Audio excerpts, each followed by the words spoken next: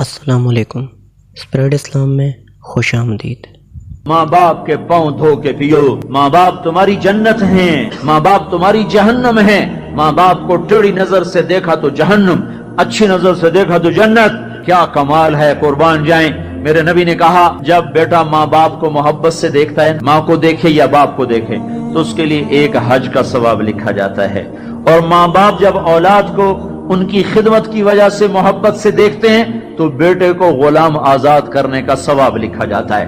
اللہ کے نبی نے فرمایا، بھائی بولو، اللہ کے راستے میں خرچ کرنے سے بھی زیادہ افضل خرچ کون سا ہے؟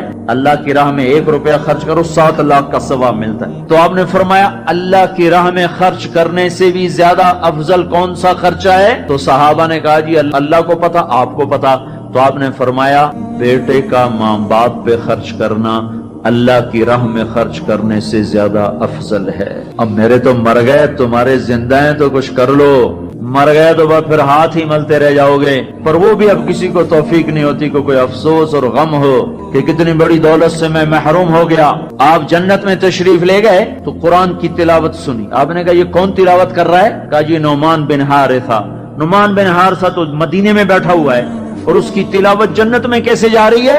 کہا جی ماں کا فرما بردار ہے، اس کی وجہ سے اس کی تلاوت جنت میں بھی آتی ہے۔ کہ تم نے اتنے لاؤڈ سپیکر لگائے ہوئے ہیں پھر بھی لوگوں کو پوری طرح باہر والوں کو سنائی نہیں دیتا ہوگا، اور نعمان اپنے گھر میں بیٹھ کے تلاوت کرتا اور آواز جنت تک جاتی ہے۔ کیا چیز لے گئی؟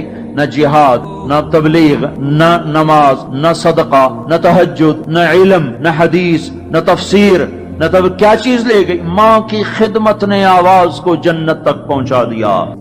کیسی خدمت کرتے تھے؟ ماں کے کپڑے دھوتے، ماں کی روٹی پکاتے، ماں کو نوالے بنا کے کھلاتے۔ ہمارے ماحول میں کیا ہے کہ میں اپنی بیوی سے کہتا ہوں میری ماں کی خدمت کر، میری بیوی کے ذمے نہیں میری ماں کی خدمت۔ اگر وہ کہے میں نہیں کر سکتی تو اسے نافرمان بیوی نہیں کہا جا سکتا۔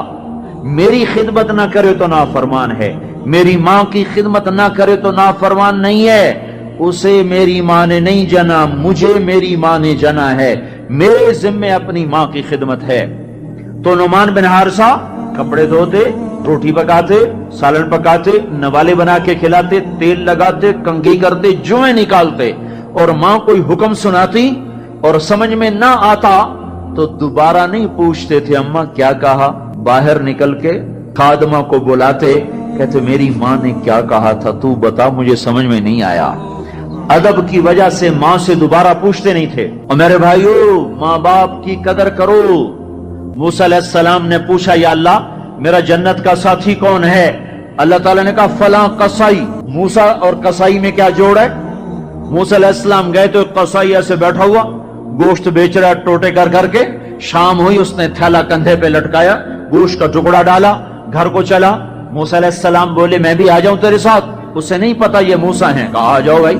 گھر میں گیا، انہوں نے جا کے گوشت کے ٹوٹے چھوٹی چھوٹی بوٹیاں بنائی، ہانڈی پہ چڑھایا، آٹا گوندھا، سالن تیار ہوا، روٹی پکائی، تیار کر کے ٹرے میں رکھ کر ایک بڑھیا عورت بیٹھی جس کو الٹے ہاتھ کندھے کا سہارا دے کر ایسے بٹھایا، پھر اپنے سیدھے ہاتھ سے نوالے بنا بنا کے اس کے منہ میں ڈالتا رہا، کھلاتا رہا کھلاتا رہا، پھر اس کا منہ صاف کیا۔ اس نے کچھ بڑبڑا کے کہا، پھر اس نے اس کو لٹا دیا۔ موسیٰ علیہ السلام نے پوچھا بھائی یہ کون ہے، کیا ماجرا؟ کہا میری اماں ہے، صبح جاتا ہوں اس کے سارے کام کر کے جاتا ہوں، شام کو آتا ہوں پہلے اس کے کام کرتا ہوں پھر اپنے بچوں کو دیکھتا ہوں۔ موسیٰ علیہ السلام نے کہا یہ کچھ کہہ رہی تھی، یہ کچھ کہہ رہی تھی۔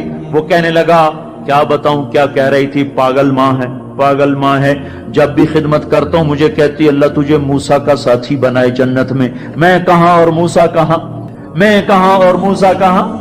وہ جب بھی میں خدمت کرتا ہوں کہتی اللہ تجھے موسیٰ کا جنت میں ساتھی بنائے۔ آئے ہائے، موسیٰ علیہ السلام بولے تیرا کام بن گیا، تیری ماں نے تجھے موسیٰ سے ملا دیا۔ اے ماؤں کو راضی کرو، نبیوں کے ساتھ جنت میں پہنچو گے۔ ہائے، میرے نبی سے پوچھا گیا تھا قیامت کب آئے گی تو آپ نے یہ نہیں کہا تھا جب زنا زیادہ ہوگا، جب قتل زیادہ ہوگا، جب پتھروں کی پوجا ہوگی تو قیامت آئے گی۔ میرے نبی نے فرمایا تھا جب اولادیں ماں باپ کو ذلیل و رسوا کریں گی اس وقت قیامت آئے گی۔ جب ماں باپ سے ایسے بات کریں جیسے نوکروں سے کی جاتی ہے تو اس وقت قیامت آئے گی۔ جب ماں ڈر رہی ہو کہ میں کہ میرا بیٹا کہیں بدتمیزی سے مجھ سے بات نہ کرے. جب باپ ڈر رہا ہو کہ کہیں میرا گریبان نہ پکڑ لے تو سمجھو قیامت آ گئی. اور اللہ کے نبی نے فرمایا جس نے ماں باپ کو ستایا اس پہ اللہ کی لعنت, فرشتوں کی لعنت, زمین آسمان کی لعنت, نہ نماز قبول ہے, نہ روزہ قبول ہے, نہ حج و زکوٰۃ قبول ہے. ہائے ہائے, میں ایک شہر میں گیا, ایک نوجوان میرے پاس آیا کہ میرے باپ نے میرے اوپر زیادتی کی ہے, میری سناؤ. سنتے سنتے پتا چلا کہ اس نے اپنے باپ کے خلاف عدالت میں کیس کیے ہوئے ہیں. میں نے کہا بیٹا تو جلدی سے چلا جا, تو شکر کر تیرے اوپر آسمان نہیں ٹوٹا, زمین نے تجھے نہیں نگلا, تیرے اوپر کوئی آگ کا کوڑا نہیں برسا, اور اللہ نے ابھی تک تجھے درگزر کا معاملہ کیا ہوا ہے. تو بیٹا ہو کر باپ کے خلاف کیس کر رہا ہے. صرف تو نہیں رگڑا جائے گا, وہ وکیل بھی رگڑا گیا جس نے تیرا کیس تیار کیا, اور وہ گواہ بھی رگڑے گئے جنہوں نے گواہی دی. ارے ظالم, بیٹا ہو کر باپ کے خلاف تو کیس کرتا ہے. تو میرے بھائیو, اپنے ماں باپ کی خدمت کر کے جنت لے لو, جنت بنا لو. یہ جہان بھی سنورے گا, اگلا جہان بھی سنورے گا. ایک نوجوان تھے, ان کا نام ہے کلاب. وہ گئے اللہ کے راستے میں, ماں باپ تھے بوڑھے, ضعیف, ہاتھ بھی کامتے تھے. تو ان کے باپ نے کہا بیٹا جب تو بچہ تھا ہم نے تجھے پالا, جب ہمارے ہاتھ کانپنے لگے, نہ تیری ماں مجھے گلاس پکڑا سکے, نہ میں خود پی سکوں, تو ہمیں چھوڑ کے چلا گیا. یہ اشعار جب حضرت عمر کو پہنچے تو انہوں نے فوراً آدمی بھیج کر اس بچے کو بلوایا, اور مسجد میں کھڑے ہو کر, ان کا کوڑا تو مشہور تھا نا, کوڑا اٹھا کے مار مار مار اس کا حلیہ بگاڑ دیا. کہ بوڑھے ماں باپ کو چھوڑ کے جہاد میں جاتے ہو, بوڑھے ماں باپ کو چھوڑ کے جہاد میں جاتے ہو, مار مار, جب تک تیرے ماں باپ زندہ ہیں تو اس گھر سے قدم نہیں نکال سکتے. اور میرے بھائیو, آج کل ماں باپ بڑے رسوا ہو رہے ہیں. آج کل ماؤں کی بڑی ناقدری ہو رہی ہے, باپ کی بڑی ناقدری ہو رہی ہے. اکثر نوجوان بیٹھے ہوئے مجھے نظر آ رہے ہیں. میں تمہیں اللہ رسول کی محبت کا واسطہ دیتا ہوں, میں تمہیں اللہ کا واسطہ دیتا ہوں کہ اپنی ماؤں کو, اپنے باپ کو راضی کرو. ہاں, نافرمانی کی بات کہیں, ماننا نہیں, گستاخی بھی نہیں کرنی. Turn to Allah before you return to Allah.